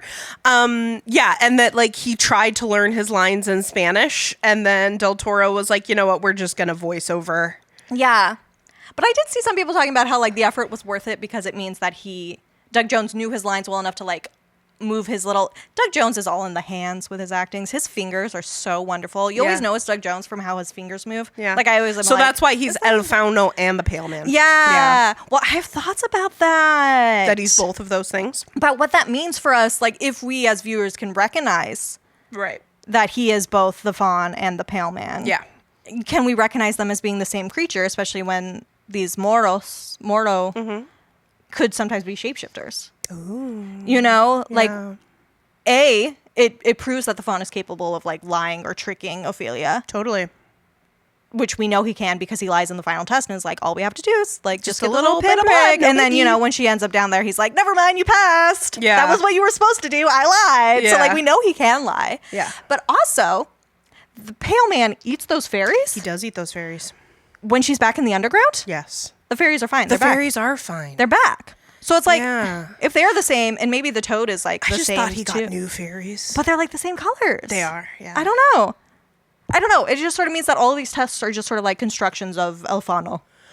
And he's just, it's just like this performance he's putting on. Do you think he's also the toad?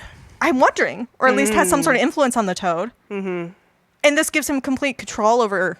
It gives him complete surveillance over her actions in the tests to know if she passed or failed. What she's up to and if she's doing it right. Yeah. And incidentally, what he asked her to. Yeah. The toad is voiced by Del Toro himself. I love that. So it's almost like the writer and director himself is testing Ophelia, and like the faun is the creator of these tests and is testing her and is being there for all of it. And it just sort of makes him more. I don't know if he makes him more sinister, but more manipulative, and gives me more questions about the underground and whether or not that's actually like I mean, I think it is a happy, hopeful ending for her, but at the same time, it's sort of like, is this a good place for her? Yeah, so if El Fauno is Fae or Fae adjacent, right? It does always kind of go back to like, under what circumstances can you trust Fae? Especially when we have this thing of like, I mean, it is a common thing of like, at least now in modern consumptions of Fae, that like, they can't lie, but they can bend the truth and say things that aren't the full truth, or like say things in misleading ways. And here we have a faun who can absolutely lie.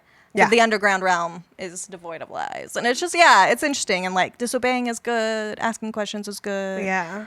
Well, I don't know. It's like, there's some weird conflictions happening here. Yeah. So do you want to tell us about the 3 trials then? Yeah, let's just get into his free trials and like his 3 trials. I guess they were free too. He just handed that book right over. Yeah, it didn't cost her nothing. Also, and the chalk. Yeah, and the chalk. Just gave it to her. I also love that she loves books. So of course Pan is like, El Fauno is like, oh, you love books? Let me give you all of your tasks written here in this book. In a book. Yes. Ta-da! For you. Yes. I also love, did you get all of the little faun imagery that was throughout the movie? I mean, of course, like fauns there's like a little sculpture of like a satyr, a faun. Oh, sure. Before the labyrinth and stuff. But I also saw like the tree had kind of like a horned look to it, split horned look. Her mom's headboard on her bed had the those headboard, little things. Yeah. And I also thought about that in the book when right before her mom goes into labor and it's like super bloody, the blood that sort of drips on the page or whatever that is. Yeah, it's sort of all the blood. It looks sort of faun-like or like a uterus. I wasn't sure which. Sure. I mean, why not bit of both? Yeah. ¿Por qué no ambos, But let's get into the fairy tales and the parables and all of that. Literary con. So we know we're dealing with fairy tales because this movie literally starts with like a long time ago. Hace mucho tiempo. Yeah. And tells us all about this princess and all of this stuff. It's very classic. And the idea of getting 3 tasks, like I already said. Again, 3. Classic. I mean, Rumpelstiltskin gives 3 chances to guess his name. That's right. And Genie grants 3 wishes. Yep. Like, 3. And I do think it's interesting, like the rule of 3s. Sure. How it's like always kind of held true in oral traditions. That's why it's, I feel like that's also kind of like why it shows up in religions, because those were often oral in the beginning before they got, and also why it holds true in like comedy.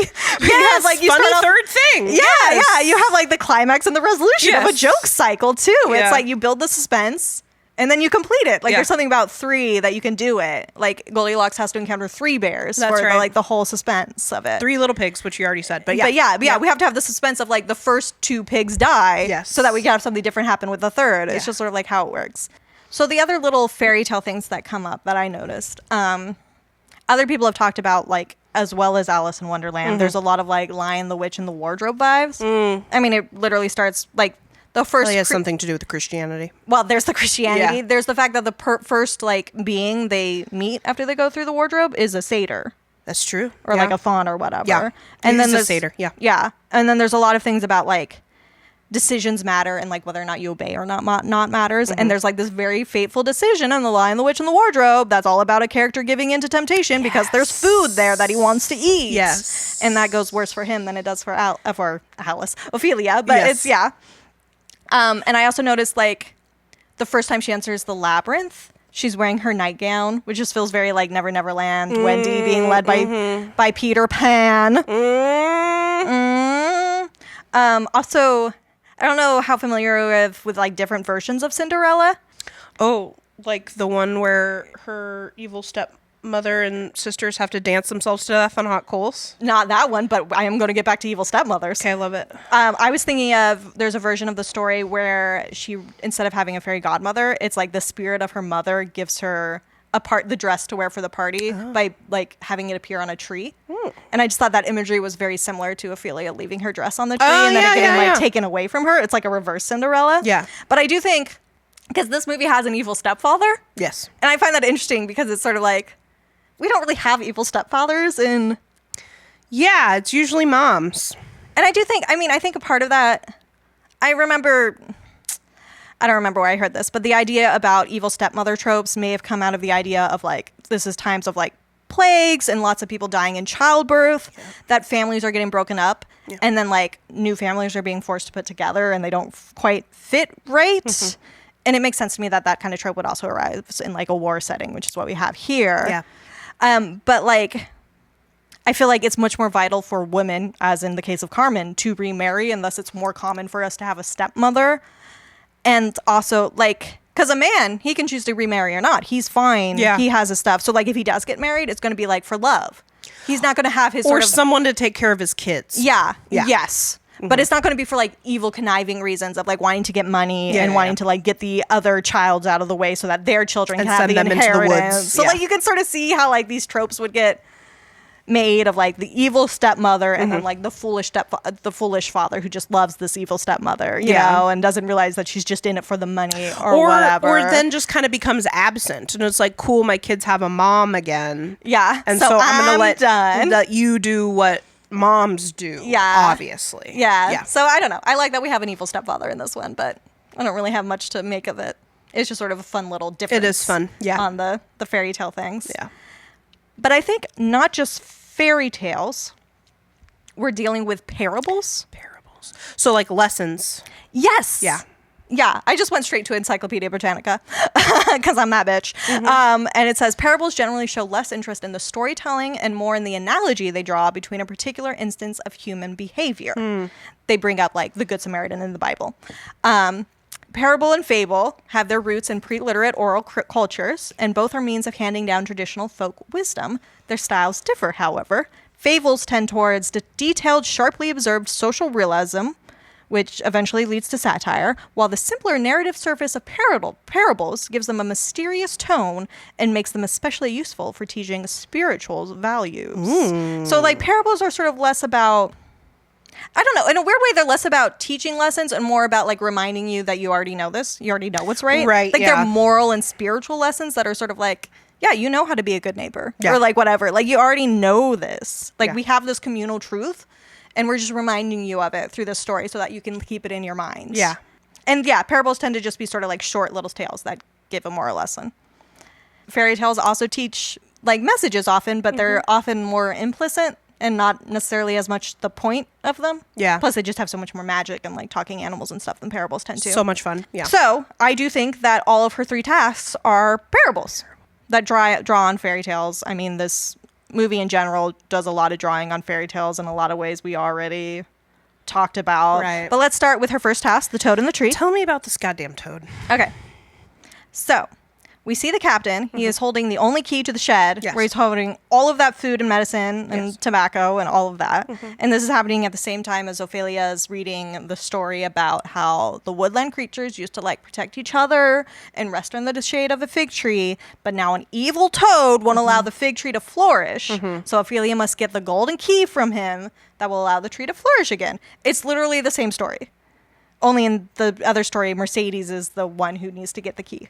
Right. To free up all of that food that's being hoarded. And I mean, we've already talked about how many connections there are between Mercedes and Ophelia. Yeah. So it's, like, not a surprise. And then we see it in just how much it's about food because food keeps coming up. Ophelia tells the toad, aren't you ashamed living down here, eating all these bugs and growing fat while the tree dies? The tree dies, yeah. And it is that, I mean, sort of the same ideas we were already talking about when we were talking about fascism and, like, the Catholic Church and all of that stuff. Because it's happening at the same time that the captain is restricting those rations, but is having this lavish dinner party. Right. Like, he doesn't care about racing. He's taking all the resources from himself. Yes. And incidentally, Ophelia's punishment for messing up her dress and missing the dinner party is going to bed without supper. Yep. And even just to, like, really drive it home, when Ophelia goes back to Fauno and is like, I got the key, Fauno is, like, eating some jerky or something that he, like, shares with one of the fairies. For some reason, he's eating in that scene. It's all, But yeah, so basically. Yeah, it did look like meat. Yeah. It looked like a little stick of jerky. It was weird. But yeah. I love it. Too, because he's sharing his resources. Yeah. Because the story is really about, like, who gets to own the land and what it offers. Like, before the toad, all the creatures of the forest had their little socialist utopia. Yeah, they were all working together. They were protecting each other. The tree was thriving. The toad only wants it for himself. Yeah. He's greedy. Yeah. And then the greed is his downfall because Ophelia defeats him by convincing him to eat the little seeds, the stones, by pretending that they're bugs. Yeah. And, like, and Captain Vidal is the toad. He wants the land for himself. The land that, notably, he says the resistance is sheltering in. Yes. You know, and using to protect each other. And, like, neither he nor the toad care about the harm that they're causing to others. Yeah. And, like, even when they're confronted with that harm, they seem kind of, like, pleased about it, you know? And they just don't want to change. They don't want to live in harmony with the rest of the world. And like they can only see themselves in dominion over the world. So it's just sort of, it's giving us this lesson. What was super interesting to me is that the toad consumes the 3 stones or whatever they are. And then like... Yeah, sorry. I was just remembering what it looks like. Almost sort of effectively turns inside out. His insides come outside. And then he's all flat. And deflated. Yeah. Because he was just nothing of substance? I don't know. I guess. But then like the key is just on this like now massive frog it's inside. Icky. I don't know what to say about it other than it's icky. Yeah. Yeah, and all the like dead bugs and stuff that are just like there that you can see that he was just like I don't know. That was my favorite part, honestly. Yeah. When it turned inside out. And I'm like, why? Why that though? Yeah, I don't know. I don't have thoughts on that. Yeah. Anyway. But then it becomes, then it's defeated. And then at the end of the movie, we see that the fig tree is starting to come back. Yeah. So then that's how we know that fascism will be defeated as well. Yes. And then we have the Pale Man's Feast, which you've already talked about a little bit with like the Catholic things. And it has a lot of the same things of like, here's the sumptuous feast that Ophelia isn't allowed to eat from. Yeah. It's all there for him, and like it immediately either. draws our mind back to the feast that we just saw that the captain was throwing, but it's also giving like 2 before that, the forbidden fruit of it all. Like it's very Fey realm. You're not supposed to eat food that you get from Fey because you get stuck in the Fey realm, which is the same deal with like Persephone in the underworld. She eats the pomegranates, and we see pomegranates also very like Adam and Eve. Don't eat the forbidden fruit. So like there's a lot, But I think in an odd way, this story is less about food than the Toad story was, and like resources and life, and like sharing that. Because I do think what we already said about this is that it's really about like choosing disobedience, and like when disobedience is like can have its consequences, but it's like still necessary. Because the actual parallels we get isn't like that feast that the Doctor has. Right. It's about when the rebels actually go in and like get the food and stuff, and they have their different like she has the little hourglass that tells her how much time she has when she goes into that little realm, and like when she's going to run out of time. And I think we also have this idea of like the rebels do those little distractions where they blow up the train and stuff. Yeah. And that's sort of them starting their clock. Yeah. Of like, this is how much time we have. Okay, they're gone. Now we can go in and steal the rations. Long. Yeah. And I do think it's great that when the captain shows up to see those things, he's wearing these little beady-eyed glasses that sort of like hide his eyes and sort of make him look like the pale man's nostrils, so like he doesn't have eyes either. So he's giving the eyeless pale man. A bunch of people end up dead in the skirmish, a bunch of rebels. Some get caught. Noticeably, because of the key being used, Mercedes is implicated. Yes. When she only wanted to help, which is very Ophelia, and getting those fairies implicated and killed, Also, noticeably, the rebels actually have some weird Pale Man things where they kind of like, they kind of groan and can't talk in the same way the Pale Man can't, and one of them gets shot right through the hand. Oh, yeah. That it's like, it's sort of like, like it's all just sort of like, the Pale Man kind of is just like war. And like disaster and like choosing conflict. To do all of this violence and stuff. Yeah. And like Ophelia almost gets caught on her leg, and the stuttering rebel guy gets shot in the leg. And so like, they're like, oh, yeah. There are these interesting things where it's like, it's basically, my takeaway from it is that Ophelia gives into disobedience, and so do the rebels. Like, they are disobeying. Yeah. They're even actually kind of disobeying Mercedes, because she's like, don't use this key right away. He's going to know. He's going to fucking know. And they do what it do they fucking do? Anyway, And so, like, maybe they don't make the right choices in the same way that Ophelia doesn't make the right choice when she eats those grapes and those 2 fairies dies. But that's also how she's able to complete her task and like get the dagger and learn that, she can trust herself and still get through things on her own. And like the rebels act in disobedience, and a lot of them died. Like the Doctor and Mercedes covers are blown. But ultimately they needed those supplies, and they needed to disrupt everything the captain was doing so that they could have their victory in the end. So like disobedience comes with a cost, but it's still necessary to achieve your ends. That's sort of my takeaway, but... I don't know. There could be other takeaways. Making me think of the Clash song, Should I Stay or Should I Go? It's like the lyric, like, if I go, there will be trouble, but if I stay, it will be double. Yeah, it is that. It's like, it's going to be bad. Yeah. What kind of bad do we want it to be? Yeah. Let's do the bad where we can feel good about ourselves. Yeah. And also it's interesting that, like, because what happens to Ophelia when she's in the Pale Man realm is that she does run out of time. She does. And her original thing closes on her, and then she's with her own ingenuity, she's like, wait, I just still have this chalk. I'll just make a fucking new door. Yeah. So it's like, so it's also teaching her that like she doesn't need to. Part of the reason why she knows she can obey is because what the faun told her isn't true. Yeah. That time didn't actually matter. Like, yeah, sure, the door closed or whatever, but yeah. She's got the chalk. She's making another door. She can take care of herself. She can trust her own instincts. Does she lose one or both shoes, though? She might. Yeah, she does. Because he tries to grab her by the leg when she has the high ground. Yes. And she loses. But is it one or both shoes? I think it's just the one. One shoe. Interesting. Yeah. For his pile. Yeah. I know. So maybe other kids got away. Yeah. Yeah, maybe that's what the whole pile is just the kids that got away. Yeah. I mean, there is sort of this implication that that Fauno makes that previous iterations of Moana or people that they thought were maybe the soul of Moana have tried to do these tasks and failed.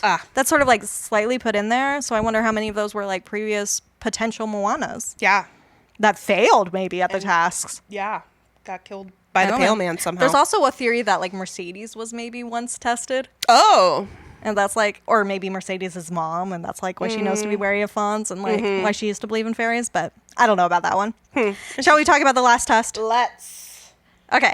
Which is just the idea that the portal needs blood of an innocent to open. Right. Which is what Fauno says, just a pinprick, but like I said, he's in the mortal realm. He can fucking lie, and that's what he does. Yeah. And Ophelia is in the mortal realm, so she can fucking disobey and ask questions.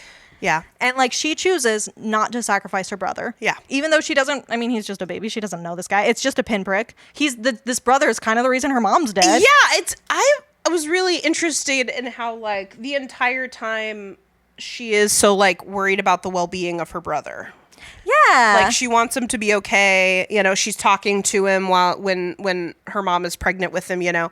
And, like, I could see another version of this where she's like, fuck this kid. I know. It would have been easy. And I guess that's why. Whose dad is this guy who's not my dad. Yeah. And is, like, causing my mom such a hard pregnancy, which eventually will end in her death. Yeah, so who cares about this kid? Yeah. I like that she's the only character who chooses to reject violence. It's true. Because even the rebels don't, which, I mean, I support the rebels and choose. Yeah, I mean, that's totally fine. Yeah. But, like, she chooses to reject violence against people who don't deserve it, against, like, collateral damage. She doesn't want to have any collateral damage. She doesn't want any innocents to get hurt. And that's, like, why she's allowed to be, I guess, pure enough to join the underground. Yeah. Guillermo del Toro has said that, talking about this movie in the end, I always think of that beautiful quote by Kierkegaard that says, the tyrant's reign ends with his death, but the martyr's reign starts with his death. I think that is the essence of the movie. It's about living forever by choosing how you die. And I think that is part of the message in this last one, is that Ophelia doesn't want to... She doesn't want to hurt her brother. She doesn't want to save herself at the price of hurting somebody else. Yeah.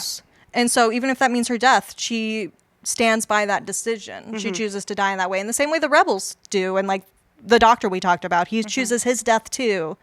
I don't know. And that's how she ends up in the underground and is reunited with her father, who I guess is also the tailor, and her mom, but her mom's blonde and has ears now and pointy ears. But has what? Pointy ears. Did you notice that she has little pointy ears? Oh, yeah. Little elf ears or whatever. Yeah, I did also notice, like, why are you blonde now? I know. What's up with that? I don't know. But Ophelia's not blonde. I know.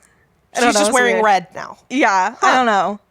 Okay. I guess it was just all the colors had to switch. Okay. Because green and red are kind of like opposite. They're split colors. Aren't they? Yes. They're on opposite ends of the color wheel. That's what I was going for. I think they're called split colors. Oh, okay. Anyway. I was just going for opposites. So maybe her hair had to be an opposite too, just to show that she was not the same, but also the same. But also still the same, yes. Yeah.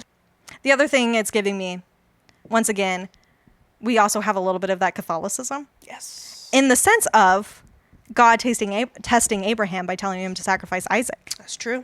And Abraham notably passes because he proves his unquestioning loyalty. He's about to, yeah. Whereas this story tells us that we know what the right thing to do is when we listen to ourselves, not to the authority. Like, Ophelia doesn't listen to Fauno. Like, we don't just blindly give in to authority, no matter if they're God or our fascist stepfather or the faun who, like, supposedly is trying to help us. Like, it doesn't matter. We trust our own instincts and we do what we know is right. It's sort of like the final message of this final test.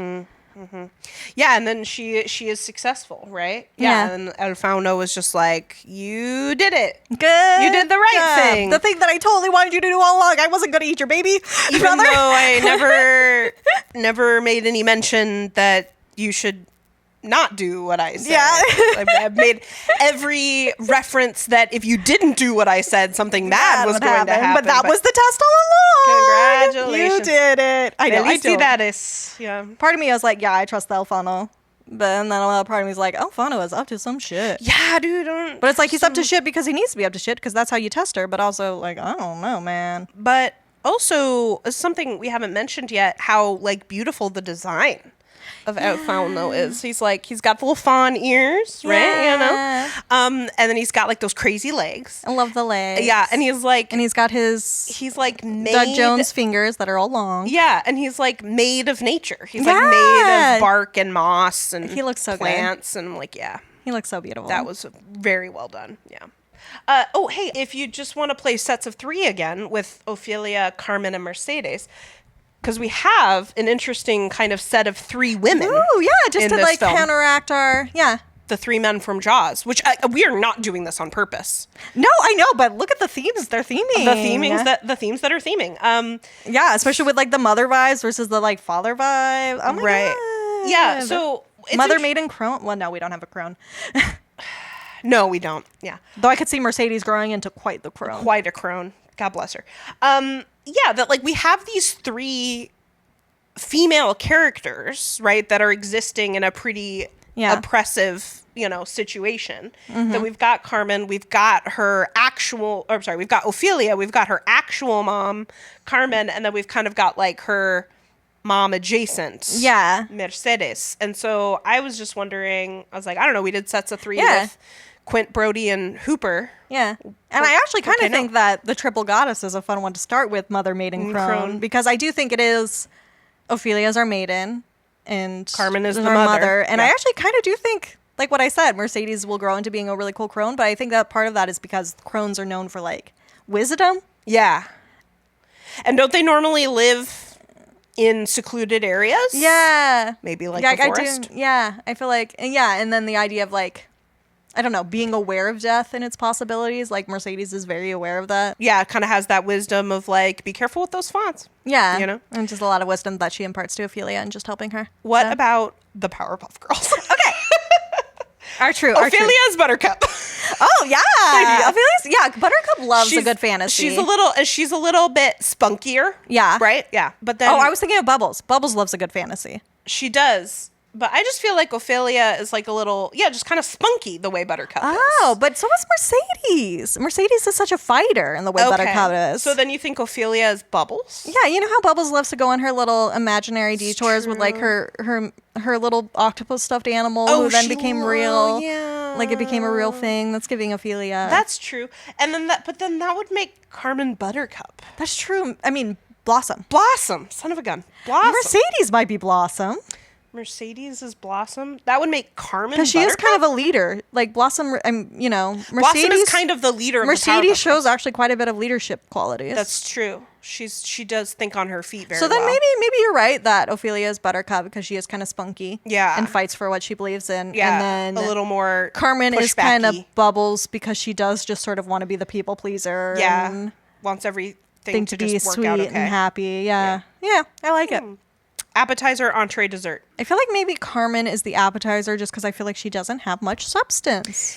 No, not really. There isn't a lot to bite into on her. I kind of feel like there's a lot happening underneath. Like there's a different version of this movie where we get to know Carmen a lot better. Yeah. The way that some appetizers can also be entrees, depending, right? Okay, so appetizer. Carmen's the appetizer. I don't know how to justify this. I just want Ophelia to be the dessert. Yeah. I mean, there is something sort of like, even now still, the idea of desserts being kind of childish, even though who doesn't love a dessert? But like when you become an adult, you're supposed to give them up. Yeah. I remember one time Grant told me, he's like, you don't have to have dessert every night. And I'm just like, what? Why else am I living? Yeah, I don't have to. I get to. Yeah. What? A little treat.